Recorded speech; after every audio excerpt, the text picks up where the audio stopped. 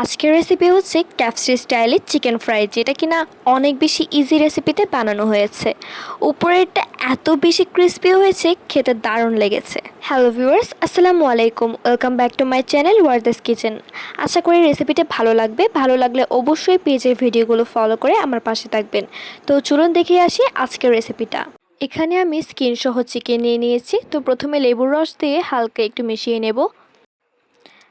এখন দিয়ে দিচ্ছি 1 টেবিল চামচ মরিচের গুঁড়া, 1 টেবিল চামচ হলুদের গুঁড়া, 1 টেবিল চামচ জিরার গুঁড়া ও 1 টেবিল চামচ কালো গোলমরিচের গুঁড়া। এখন দিয়ে দিচ্ছি 1 টেবিল চামচ আদা রসুন বাটা এবং স্বাদমতো লবণ। এরপর দিয়ে দিচ্ছি 1.5 টেবিল চামচ টমেটো সস, 1.5 টেবিল চামচ সয়া সস এবং 1 টেবিল চামচ ফিশ সস। এখন হাতের সাহায্যে খুব ভালো করে মিশিয়ে নিচ্ছি। অবশ্যই খেয়াল রাখবেন প্রত্যেকটা টুকরোর সাথে যেন মশলাটা খুব ভালো করে মেশানো হয়। এবার এই চিকেনটাকে নর্মাল ফ্রিজে ম্যারিনেট করে রাখবো 3 ঘন্টার জন্য।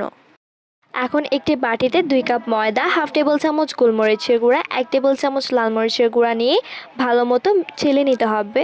এখন 1 টেবিল চামচ লবণ দিয়ে একটু মিশিয়ে নেব। আমি কর্নফ্লাওয়ার দিতে ভুলে গিয়েছিলাম, তাই আমি অফ ক্যামেরায় কর্নফ্লাওয়ারটা দিয়ে দিয়েছি।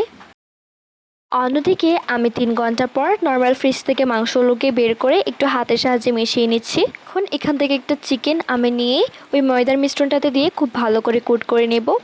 আপনারা একটু খেয়াল করে দেখবেন আমি ঠিক কীভাবে এটা করছি।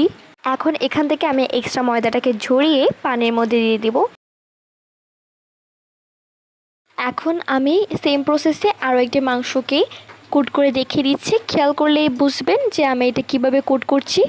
একই প্রসেসে আমি মাংসটিকে পানির মধ্যে ডুবিয়ে দিচ্ছি। অন্যদিকে পানি থেকে তুলে আমি সেম প্রসেসে আবারও কোট করে নেব। এখানে আমি এক্সট্রা ময়দাটাকে ঝরিয়ে দেন একটা প্লেটে নিয়ে নিয়েছি। এখন সেম প্রসেসে আমি বাকিগুলোকেও করে নেব। অন্যদিকে আমি চুলায় তেল গরম করতে দিয়েছিলাম। এখন তেলটা গরম হয়ে আসলে আমি একে একে চিকেনগুলোকে দিয়ে দিব। তারপর চুলার আঁচ মাঝারি করে চিকেনটাকে সময় ধরে ভেজে নিতে হবে। চুলার আঁচ যদি বেশি হয় সেক্ষেত্রে কিন্তু উপরটা হয়ে যাবে এবং ভেতরটাও কিন্তু কাঁচা থেকে যাবে, তাই এদিকটা খেয়াল রাখতে হবে। আমার চিকেনগুলো হতে প্রায় 14 মিনিট মতো সময় লেগেছে। এখন চিকেনগুলো একদম খাওয়ার জন্য রেডি। চিকেনটা কিন্তু বাইরে অনেক বেশি ক্রিস্পি, ভিতরে সফট এবং অনেক বেশি জুসি হয়েছে। চিকেনটা কিন্তু খেতে অনেক বেশি মজা হয়েছিল। এভাবে কিন্তু আপনারা বাড়িতে অল্প উপকরণে খুব সুন্দর করে কিন্তু চিকেন ফ্রাইটা রেডি করে নিতে পারেন। তো আজকের মতো বিদায় নিচ্ছি। দেখা হবে আগামী কোনো ভিডিওতে। আল্লাহ হাফেজ।